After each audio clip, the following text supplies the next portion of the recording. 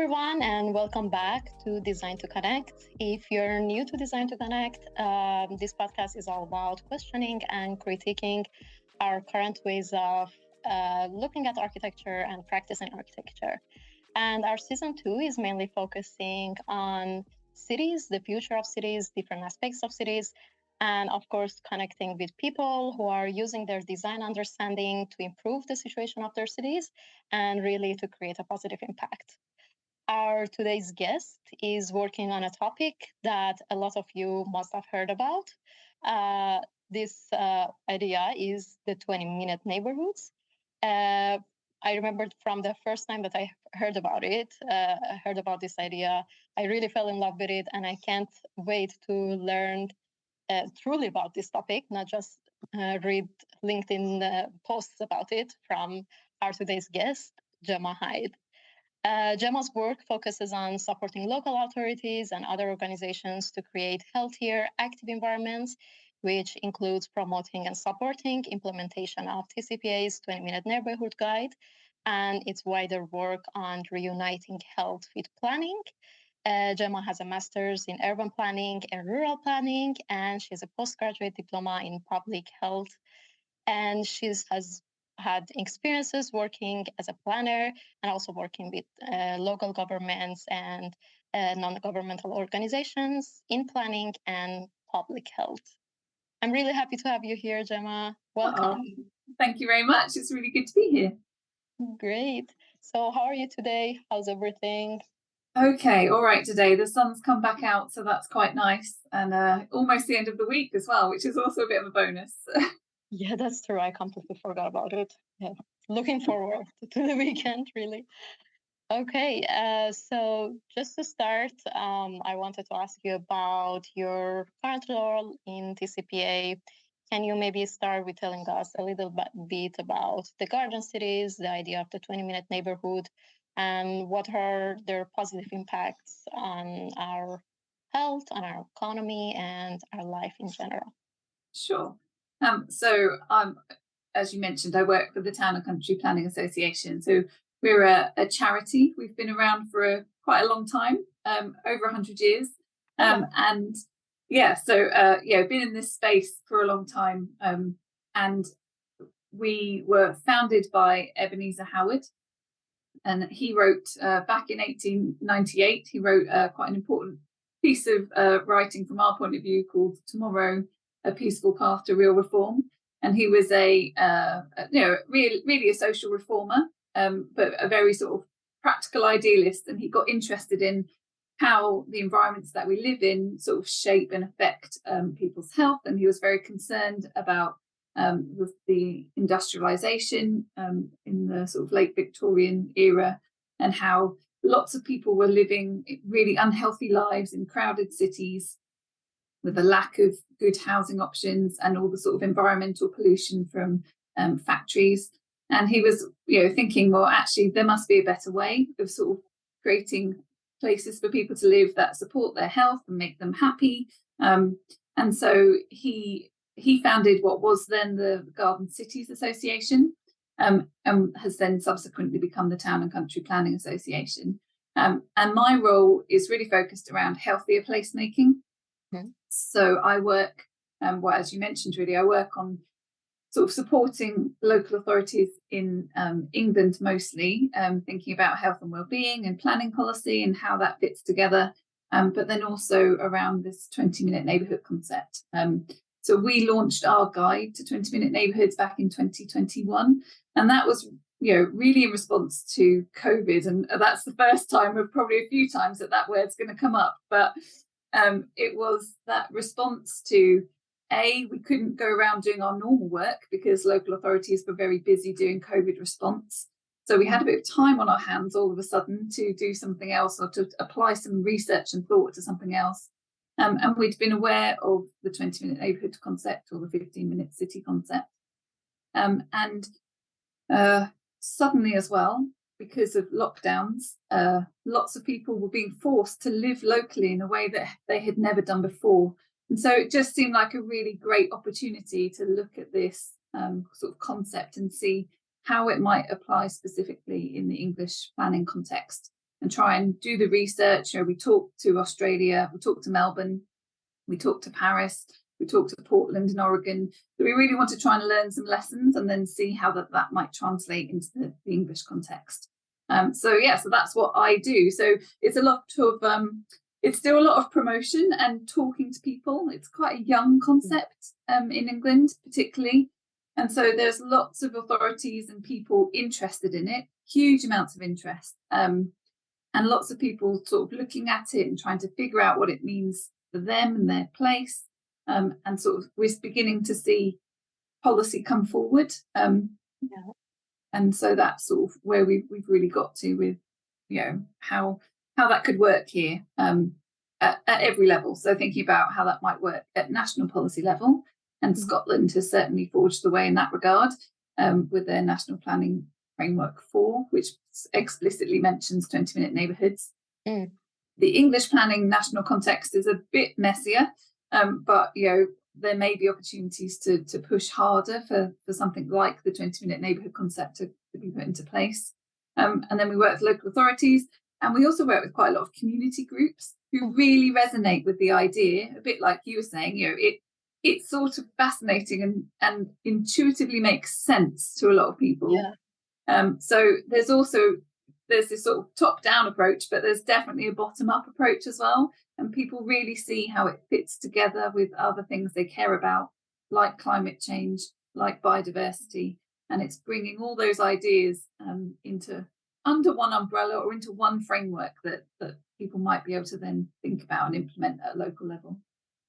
Great. And if for our listeners that they don't know about the 20-minute neighborhood, can you explain it in like a paragraph, a couple of sentences? Sure. So we often refer to it as complete, compact, and connected places. So it's a way of creating or thinking about place as some way you could genuinely choose to live locally more of the time. So that means you've got to be able to easily access, a range of everyday services and facilities that you might need. And then how you access those is preferably going to be through some sort of more active travel mode. So walking, wheeling of any kind, cycling. And those places need to then be connected. So they need to be compact in sort of close enough together that can be an easy journey. And then connected with the right kind of routes that are also interesting and green and fun. And it just becomes the easy choice. It's the no-brainer choice to actually go, I need to go and do that. And I don't need to get in my car. I don't even need to think about getting in my car to do that, because I know I can get there and it will be pleasant, and I might bump into my neighbour on the way, and the kids can stop at the park for a couple of minutes. It's that, it's just making it that sort of easy place to be and to live without having to default to the car, which in a lot of places in England there isn't that choice. So it really is, and that's what we focus on. It is increasing choice rather than some of the other rhetoric that has come along with the concept of late. It's true. I've seen the posts coming, and so if we were to actually make this 20-minute neighborhood idea happen, what are some things that need to be done in the policy level, in cultural level, and let's say awareness raising in education, and also at design level, for us to reach to this model in a city, let's say, scale? So you asked me a question initially and I sort of didn't answer it, but we started off thinking about garden city principles, which is where the TCPA sort of comes from, and those principles are essentially ingredients or the bare bones, like a framework, or the bones of what you might need to consider to make a good place. And 20-minute neighbourhoods springs from very much the same sort of well, in terms of it's thinking about a place very holistically, and thinking about the different things that help people have a good life, and benefit from where they live, and not be deprived or affected negatively by the environment they find themselves living in. And a lot of them are going to be extremely familiar to any urban designer or planner. We know these things. We know that actually it's much better to have green infrastructure, trees and plants that you can see from your doorstep, and parks that you can walk to and get to and enjoy easily. So we know a lot of these sort of benefits to people's health and well-being from good placemaking. It's nothing new. It's nothing new. It's just got a slightly different label. So it is about that physical good design, and making sure that we think about that, and especially think about that in terms of designing places for all ages and everybody, and not just perhaps some of the default assumptions that we've made about what a place should be like, historically, and because of who was in the professions that sort of make these decisions. So there is that sort of physical good design aspect, but then there's definitely some sort of what we called in our guide sort of principles for success. And that is around political leadership. It's around having a vision, telling a really good story about what you're trying to do. It is most definitely, and perhaps I should have started with it, but it's about co-production and community engagement in a way that's not tokenistic. It's actually truly, if you've got a place, starting with, what do the people who live there and experience it day to day, what do they want and need, rather than what us looking in thinks that they want and need. And then, it's around collaboration and partnership. It's around investment. There's definitely something around policy, and having the sort of policy levers that you can pull that sort of get people to think about these things. But it's definitely more than just good design. That implementation piece is tricky, and it's definitely tricky in the context that we find ourselves in at the moment, in terms of national policy, which is causing quite a lot of hesitation around planning in England. And also there isn't, we don't have a true purpose for planning in this country. It's not set out nationally that planning should be creating places that maintain and improve health. That's not written down anywhere. And we've got slightly sidetracked recently with, well, places should be beautiful. Well, okay, that sounds great. And lots of people actually, when they're thinking about garden cities, will think, well, I'm sure they're green and lovely and beautiful to look at. But it's so much more than that. Beauty isn't enough, let alone how do we define it in the first place. So it's really about all of those other things around implementation. And then it is also about, you can't just build something and walk away and expect it that people will change their behaviour. You might build an incredible cycle network, but if you're also building apartments that have no cycle storage, if you've also got school children who don't know how to ride a bike, you've got people who can't afford to buy or maintain a bike, it's not good enough. The beautiful cycleway will sit there unused. So it is definitely about activation as well.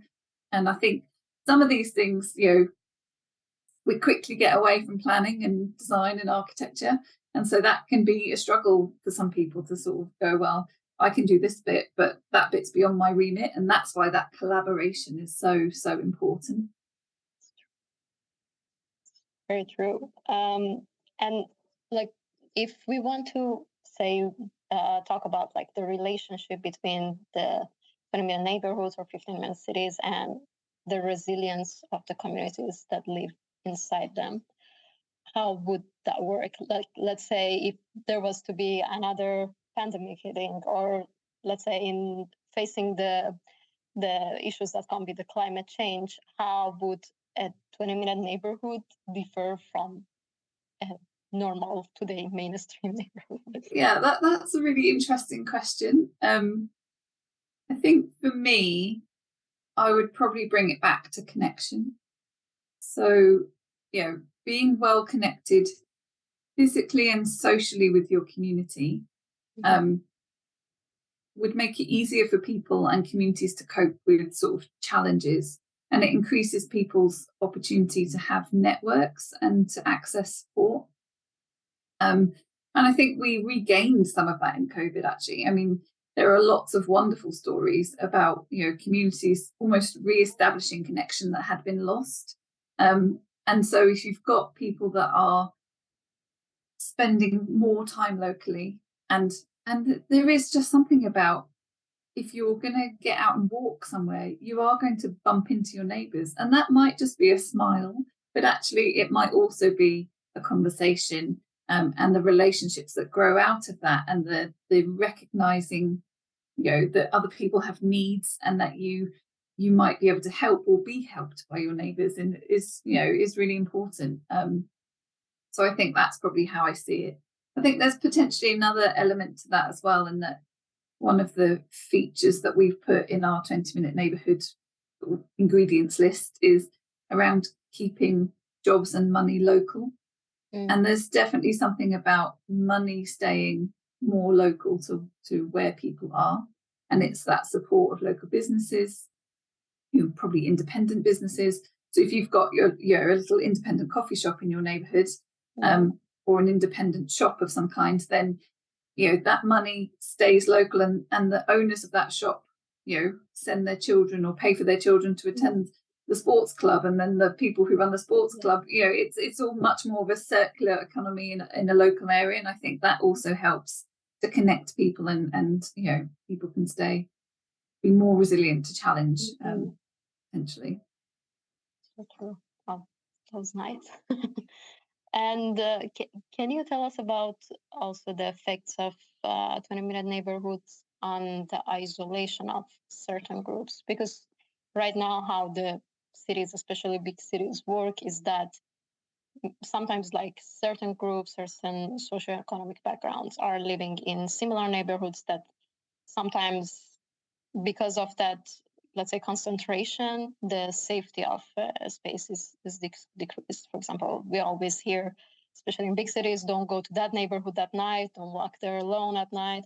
It's not safe. So would 20-minute neighborhood model be able to increase safety in those areas? And if yes, how would that look like? And if no, would it lead to more isolation or segregation within the city? How would that be? Yeah, it's an interesting one, because there's definitely a difference between retrofitting an idea like this into an existing place, versus if you've got a nice, open greenfield site somewhere and you can plan from the very beginning.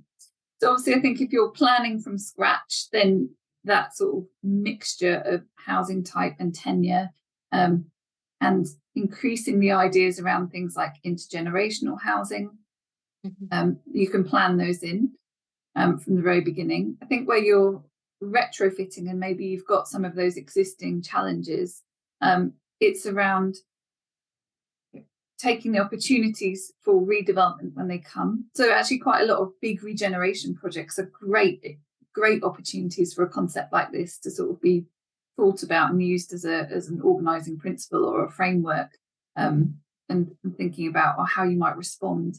I think there's something about the ability to take spaces that maybe feel unsafe, and then increasing their safety or the perception of their safety in terms of their use and the frequency of their use and who's using them.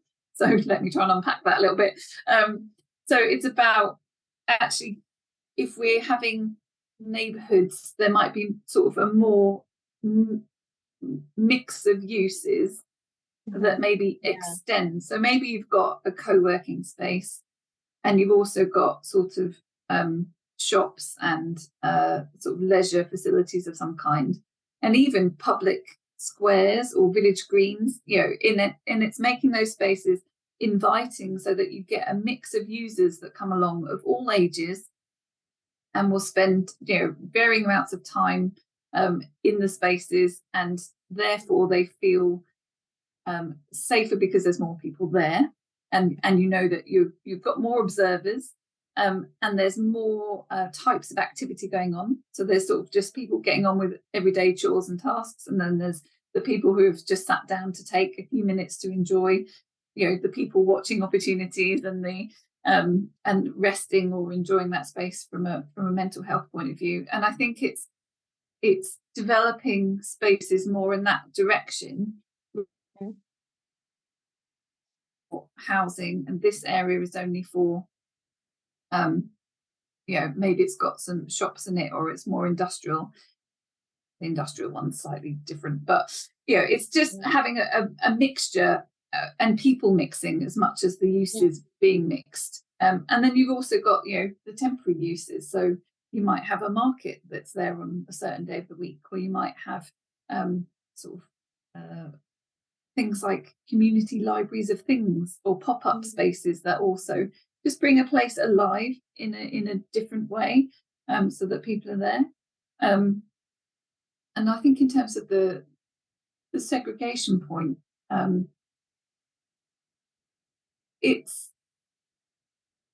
it's difficult sometimes to break some of those things down, but there is some research around parks in particular being a great place to start, because people go to enjoy the space and just sort of share the space together, and it's it's the opportunity to create a bit more variation, and to potentially decrease inequality. And I think that's where a lot of the fault lines lie, really, and it's being driven by the inequality that we have within our society. And so actually, if we can make it so that actually housing is a good quality for everybody, then it's less of an issue. And then it's those sorts of things. It's a whole systemic thing to look at, but it is this sort of decreasing inequality, and decreasing segregation. And if you start, say you've got the opportunity to do some things, if you start in the most deprived areas, then not only do you have the greatest gains, but then you also start to improve things for everybody at the same time. So it's definitely tricky, and it's not perfect, and you do run the risk of potentially gentrification, and other challenges around that, where you start to improve somewhere and then the house prices rise. So there's got to be this whole systems approach, otherwise you're going to have unintended consequences, and have communities that potentially feel sort of pushed out, etc. So you can't go into that naively. Yeah, that's true. Yeah, we can't also look at it in a vacuum, as you say. It's a whole system change that right now almost not any part of it is working. So no. Yeah, not any model can save the whole thing. It has to go together, definitely. And I wanted to ask you also about the future of work, like how the 15-minute neighborhood would look. I mean, how the future of work would look in a 15-minute, 20-minute neighborhood. Because right now it's true that a lot of jobs are done online, and you can have local businesses if that's what you do. But if not, and I know that the idea of 20-minute neighborhood, it doesn't mean that you cannot get out of your neighborhood, but is there a thought that has been put to this? Like, is there a relationship between the future of work and these models of cities and neighborhoods? Yeah, I think it has quite a few sort of interesting ideas that could be explored. I think probably you're right. The first thing to actually say is not everybody can work at home or close to their home. And so a key part to all of our work is to keep talking about the need for reliable, affordable public transport. And a big part of 20-minute neighbourhood, wider city or wider region, is about that transport link and making sure it's right, and the modal shift required because of the need to respond to climate change. So there's definitely a big strand of work that needs to be done around public transport, and we must take that seriously, because otherwise, the idea that we're suggesting to someone who has to go to work somewhere that they're going to stay in their neighbourhood or they're going to cycle and it's all going to be, daisies and roses, is just unrealistic, and it turns them off from the idea in its entirety. So it is important that we bear in mind that not everyone can work from home. But I think there are some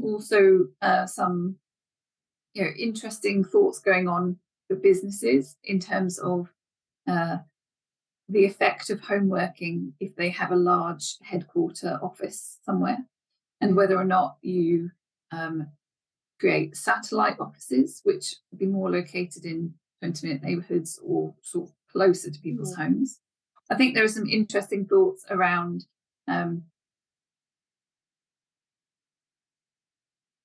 a company takes out a gym membership for its team, and so you can go and access co-working spaces that might be closer to home, because equally not everyone's home is really conducive to working at home, and for all sorts of different reasons. That might just be that you don't have the space, or that it's being shared with others who need the space. For a lot of people, their home working setups actually are not good for them from a musculoskeletal point of view. So there's lots to, it can often be sort of framed as, well, home working is absolutely wonderful, but it's not wonderful for everybody all the time. Yeah. So I do think that there are some ways that companies are beginning to think about this, and also therefore beginning to think about how they diversify what they do with their big offices, because and the effect of that on high streets and office and commercial sort of parks and things like that. So there's lots of work to be done, really, and there's also a bit of waiting to see how it all plays out still. I think our collective memory of COVID is sort of faded quite fast in a way, and I think some of the dust is still settling really on how people choose to work. And what that's going to look like.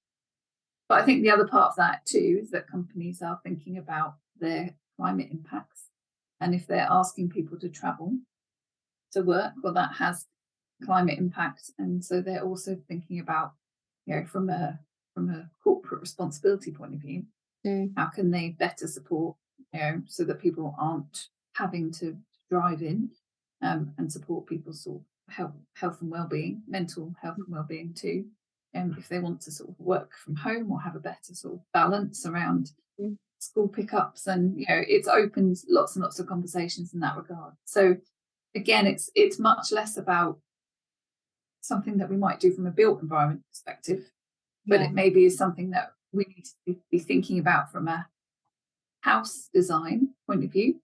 So can we build in more flexibility within homes to be able to cope with changing needs over a life course, and that might include the ability to have a work from home space at some point, but then also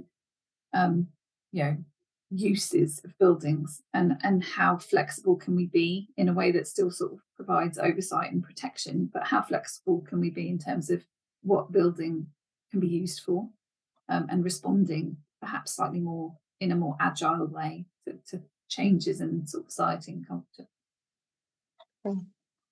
Thank you. And as you have a master's also in both rural and urban planning, I wanted to ask you about the difference between the 20-minute neighborhood idea in a rural setting and an urban setting. Is there a difference?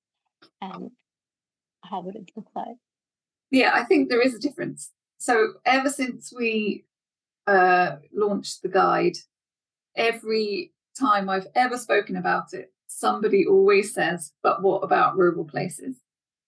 And we did sort of start to think about it in the guide, but there's definitely some more work to be done on that. I think people can see it more quickly in an urban setting. So because if you live in a city, a lot of cities will already really be 15-minute cities or 20-minute neighbourhoods. You could argue that London is made up of a whole bunch of 20-minute neighbourhoods.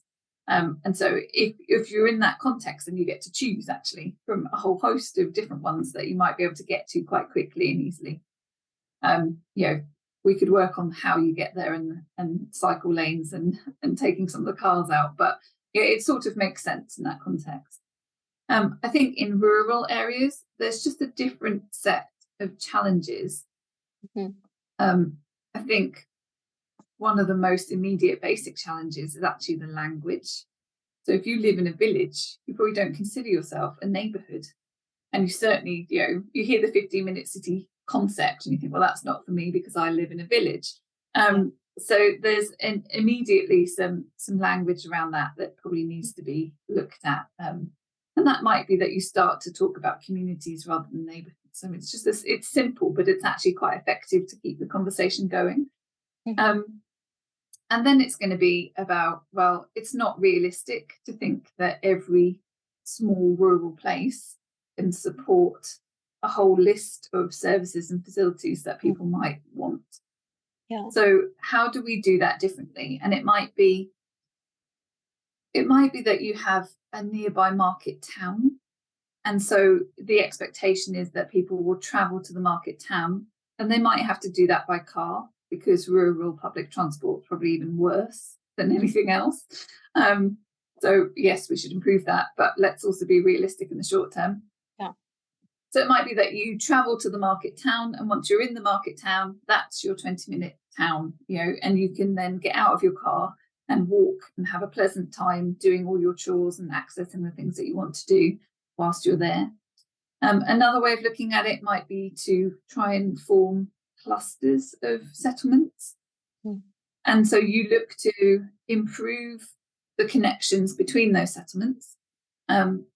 And then, it might be that your early years nursery is in one settlement, but your dentist is in another, and your shop, your farm shop is in another. But we focus on making it easier to travel between them. And there's quite a bit of work actually going on around that. And that's interesting because obviously you get into land ownership if you want to create new connections.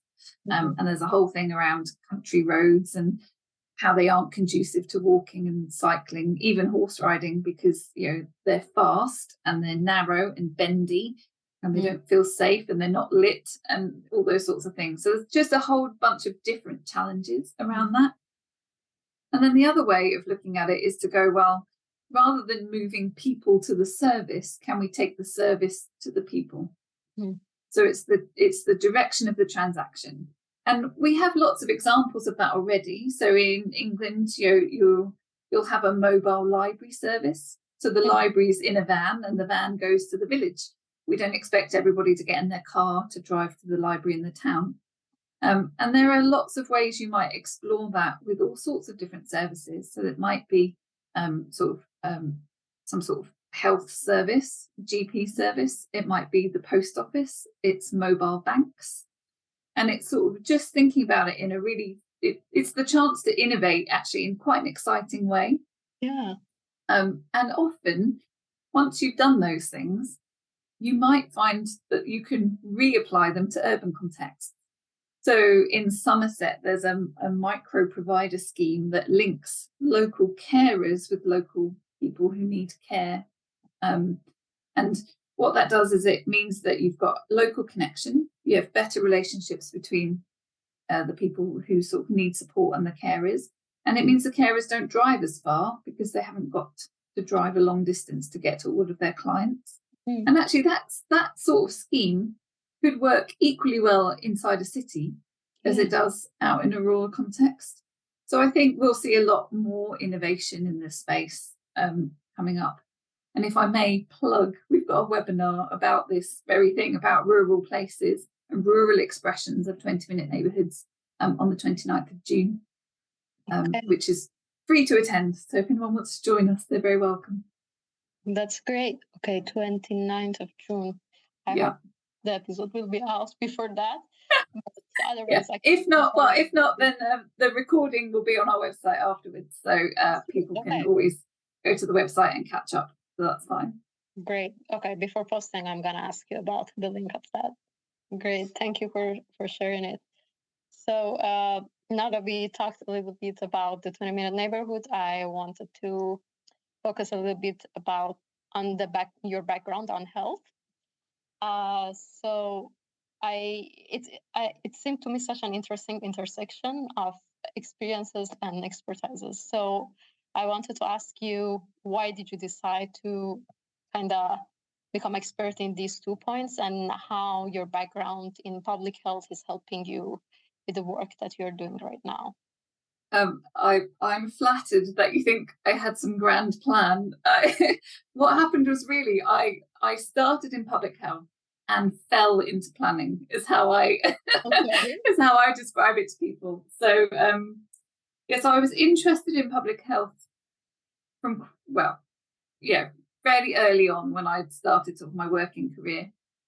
I sort of first met a public health practitioner back in about 2001, and I was just fascinated by their approach to thinking about prevention, and how transformational prevention could be if we would grapple it and we would grasp it and really run with it. And so I sort of became interested in health, but from that point of view. And there's a book called Health is Made at Home and Hospital is for Repairs. And I think that really sort of sums it up. That's by Nigel Crisp, who's been involved with the TCPA. But we're far too used to the healthcare system sort of patching us up and sending us back out. But actually, the environment is such a key determinant of health that it's just not. It doesn't make sense. We throw all of this money at healthcare and treating people when they've become unwell. But prevention for me is so key. And so I started off in public health, and then because of this sort of focus for me on the environment and the built environment, when it came, I had the opportunity to work for a planning consultancy, and they encouraged me to think about my planning degree, and I went off to planning school and basically spent all of my time writing public health essays, because that's what resonated with me. So whenever the topic came up, that would be the lens that automatically I would sort of apply to the issue. And so it was really important, and I loved it. I do really love it, and I love my job, which is very fortunate place to be. But what my sort of two backgrounds bring me, I guess, is I can sort of sit in the middle a bit, and I can sort of broker and translate between the two, because they both have their strengths. Yeah. They both, the professionals in both disciplines have certain ways of working normally and use language in a certain way. And so actually it's about helping them understand each other's worlds a bit more and what they can and can't do. So when I work with local authorities, quite often the people that call us in are the public health team, because they realise that prevention and the built environment are really important determinants of health, and they want to talk to their planners and influence planning policy, but they don't necessarily quite know how to do it. And so we get to sort of convene the two groups, and then often it spills out into even more, because as we've talked about already, planning and the built environment is actually so much more than planning, and it requires all these sort of other sort of collaborations if you're going to sort of make it work. But yeah, so that's what I get to do, really. And if you think about it, public health and planning come from the same root. They both developed in response to environmental health issues around poor air quality, poor water quality, issues with sewage in cities, and it was about sort of how do we create places that actually support and maintain and improve people's health. So they sort of started off as sort of sibling disciplines, and then they sort of diverged. And I think now they're sort of coming back together really, and understanding that they have this symbiotic relationship and ability to influence each other. Interesting. And if you think, like, for someone who is studying architecture or planning or urban design, if they just study that, what are the things that they might be blind to when it comes to creating healthier places? I think it's quite easy to default to some certain comfortable subjects if you're from that background. So there's healthcare and healthcare facilities, and often that's, when people say health, that's what they immediately think of. And then if you push them a bit further, then you might get to the what we might call the low-hanging fruit. So active travel, and air quality, and things that are still sort of very familiar.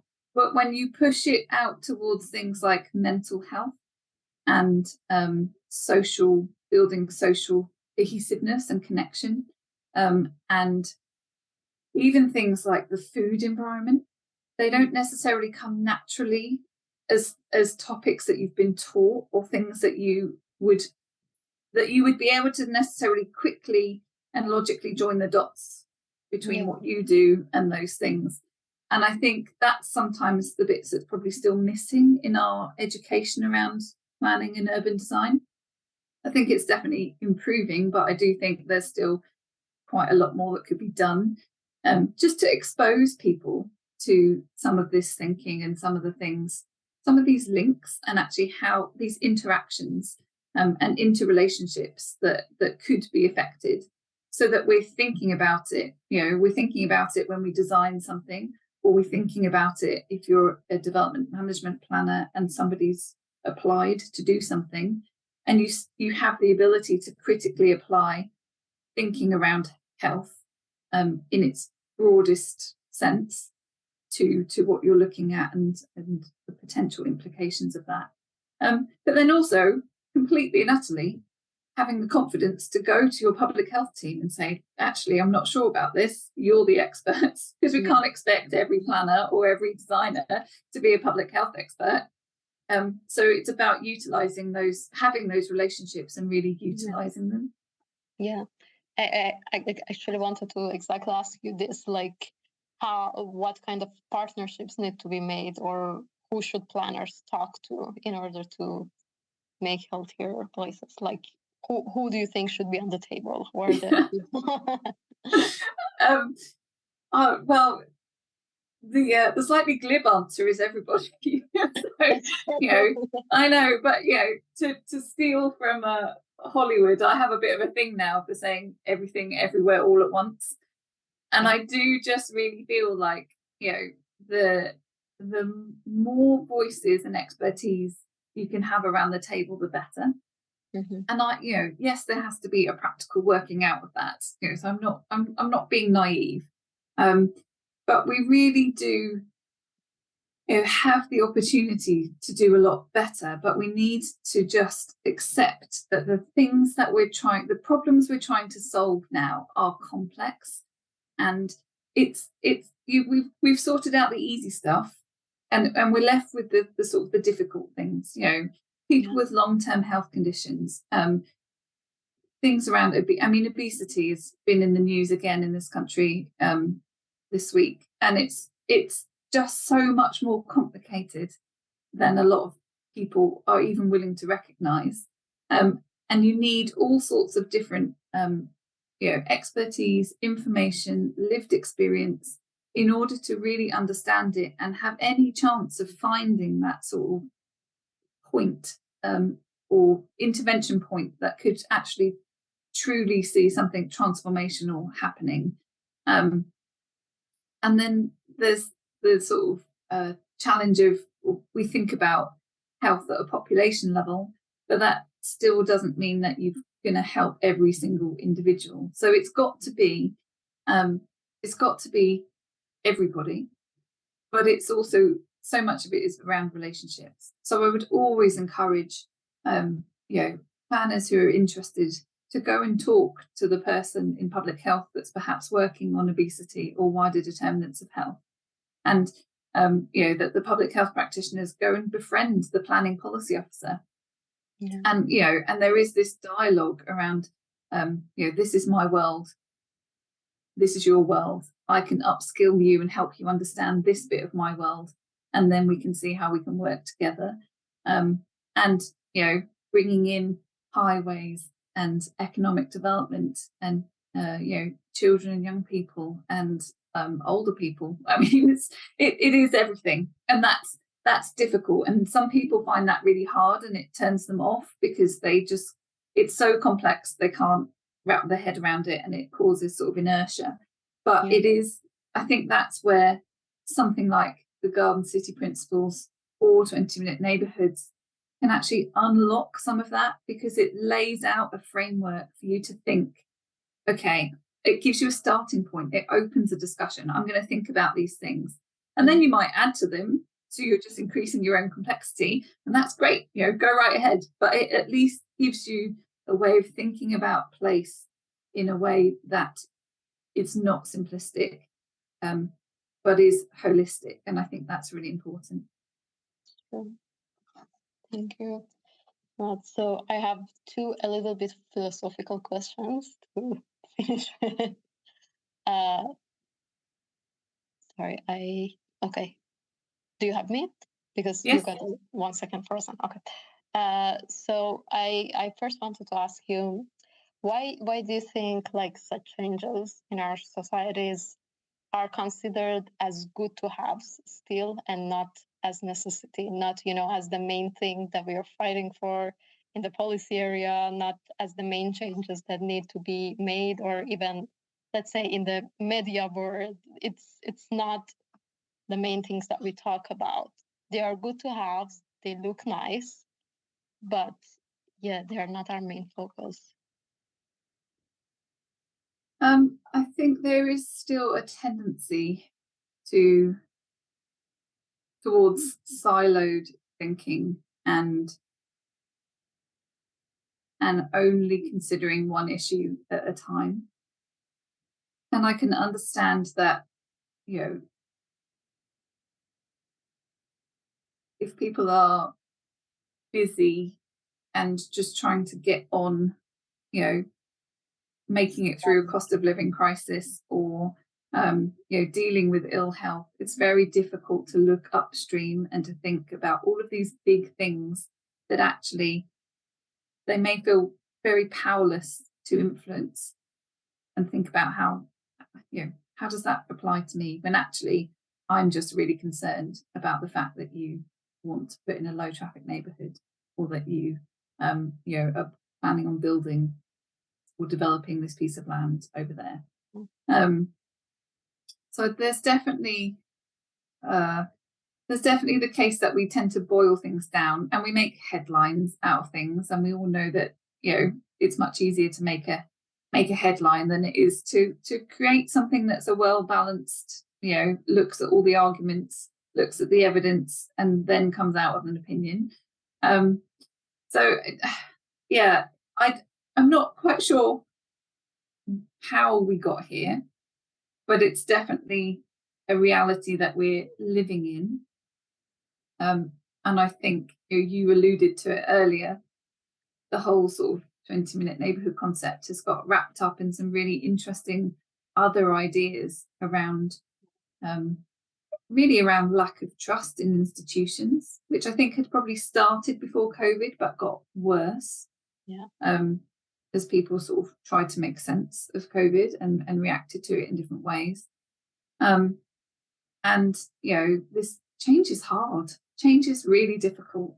And people can be quite reactive to change. And so it's about not doing change to people, but trying to do change with people. And I said it right at the very beginning. It is about having a really good story to tell and having a narrative that says, this is how great this could be. And let's sort of try and shape the place that we live in towards that goal. And being really honest and transparent. It might be that we have to do it iteratively and we can only do one bit at a time, but it's having that vision and sort of trying to bring, from a policy point of view, trying to bring your strategies and your service delivery and everything underneath that, so that people are really clear on what the goal is, and therefore they're more resilient to the idea that you're going to be changing things to get there. So yeah, I mean, it's, if only I had the answer, really. I mean, it is something, yeah, that we all are thinking and trying to understand. Of course, there's no answer, but what you said made really a lot of sense. And thank you for sharing that.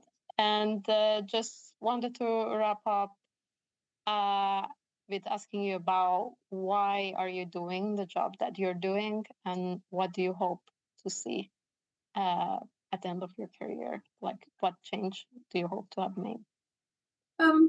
I think I'm probably doing it because I get really frustrated that we could do so much better. Like, we're still planning and building and living with places that are not good for us, and we know the weight of the evidence is just overwhelming, but somehow that evidence isn't making it through into what we're still choosing to do and what our policy says. And so I think for me, that's it. The TCPA's vision is for homes, places and communities in which everyone can thrive. And we are a long way from thriving, so it really is that sort of, it's achievable. I truly believe it's achievable, but there's a lot of work to get us there. So I guess I hope by the end of my career, more places will be good for us, that they'll be livable and walkable and green and clean, and that people will be happy living in them, and that it will support their health and well-being in a way that places don't at the moment.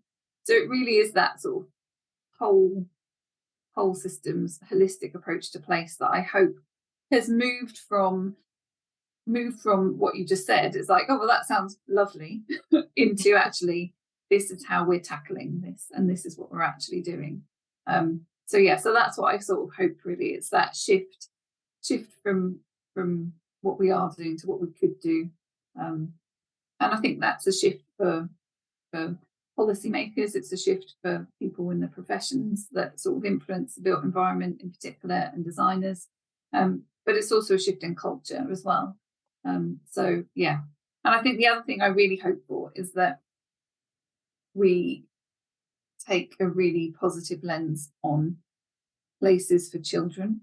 That's something we've not really touched on, but it's a bit of a subject close to my heart.